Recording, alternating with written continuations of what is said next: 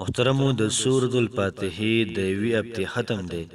د هغې نه بعد چې تاسو څه دعا کوئ الله پاک به ستاسو دعاګانې دا به قبلوي او سورة الفاتحه د قرآن مجید یو سورت دی الحمد نوالا ولضالین پورې بالکل مختصر سورت دی ارچاله ورزي نو چې کله تاسو د یوې هفتې دا ختم وکئ د هغې نه بعد چې څه دعا کوئ الله پاک به لازمي قبلوي مکمل یقین سره مکمل توجه سره اطمینان سره تاسو دا وظیفه وکئ ان شاء الله العزیز چې څومره ستاسو مشکلات دي الله پاک به حل کوي څومره ستاسو حاجات دي الله پاک به پوره کوي څومره ستاسو د پیسو مسله ده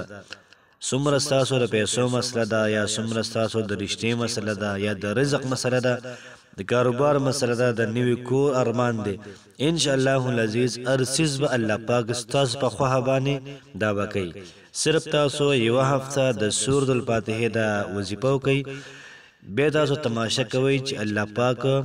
تاسو ته څنګه معجزات دا درخی بسم الله الرحمن الرحیم شروع کوم د ډیر زیات بخونکي او د ډیر زیات مهربان رب په نوم باندې السلام علیکم ورحمت الله وبرکاته امید در کوم چې تاسو ټول به ټیک ټاکې الله پاک خوشاله آباد ساته الله پاک دې زمونږ او تاسو ټول مسلې ختم کړي الله پاک دې زمونږ او تاسو ټول حاجات دا پوره کړي څومره مسائل دي مصائب دې الله پاک دې دا ختم کړي څومره بیماران دې الله پاک دوله صحت کامله ورکړي څومره قرضدار دې الله پاک دوله قرضونه هم دا ختم کړي نن چې محترمو زمونږ کوم وظیفه ده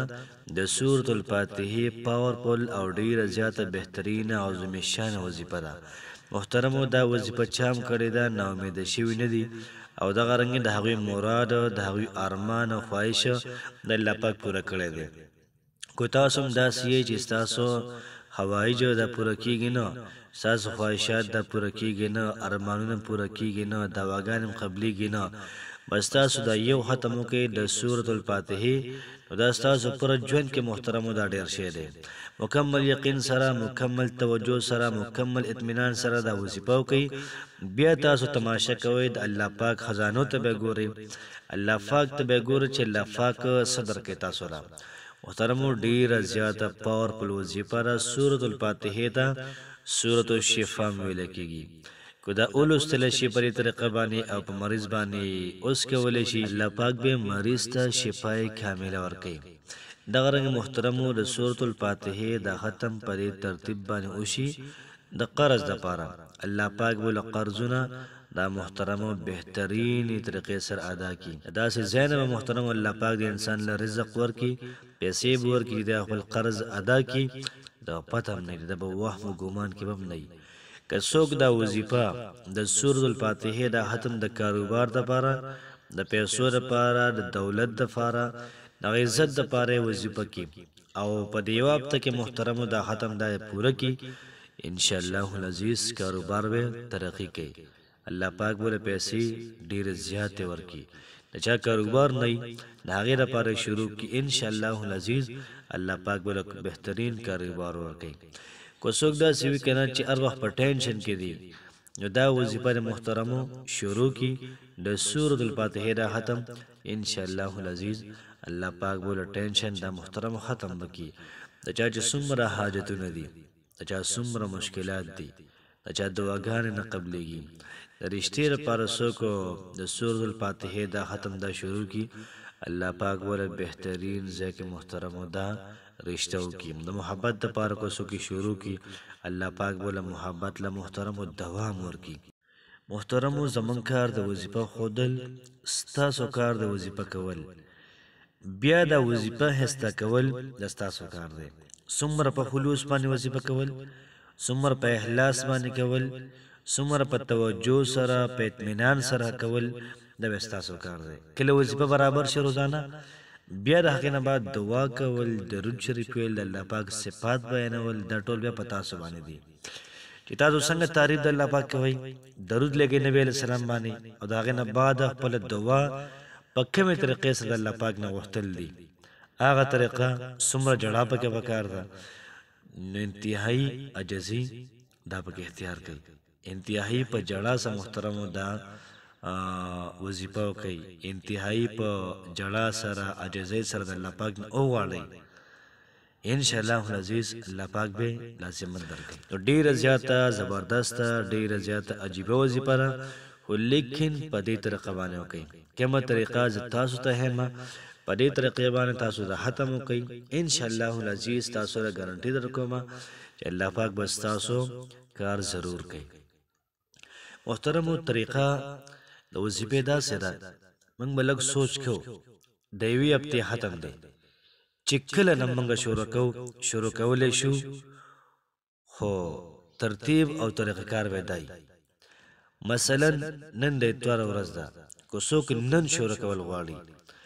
نو نن به 1 پیرې سورة الفاتحه ووایي اتوار په ورځ به نن 1 پیرې سورة الفاتحه ووایي بیا سبا د ګل ورځ ده نو بیا به سبا له سورة الفاتحه به 1 پیرې ووایي 61 پیرې به ووایي ورپسې د 9 په ورځ به ووایي 150 پیرې ورپسې د شروع په ورځ به ووایي 140 پیرې د زیارت په ورځ به ووایي 110 پیرې 31 پیرې او دغه رنګې د جمعې په ورځ به ووایي 21 پیرې او د هفتې په ورځ به ووایي 11 پیرې به ووایي. نو دا ترتیب او دا طریقه کار تاسو ته سکرین باندې ښکاري دا ترتیب به اختیار کړئ که څوک دا ویډیو وګوري د جمعې په ورځ باندې نو هغه د جمعې د ورځې نه شروع واچي 1 پیرې ورپسې به دغه رنګې روزانه 61 پیرې 51 پیرې 41 پیرې دغه رنګې ورپسې 31 پیرې 21 پیرې او 11 پیرې دغه ترتیب او دغه طریقه کار د محترم اختیار کی د یوې هفتې ختم دی الله پاک به ستاسو ټول مشکلات دا محترم ختموي. کوشش وکړو وظیفه په خپله وکړو ملګرو سره هم شیر کړو داسې ګاونډیان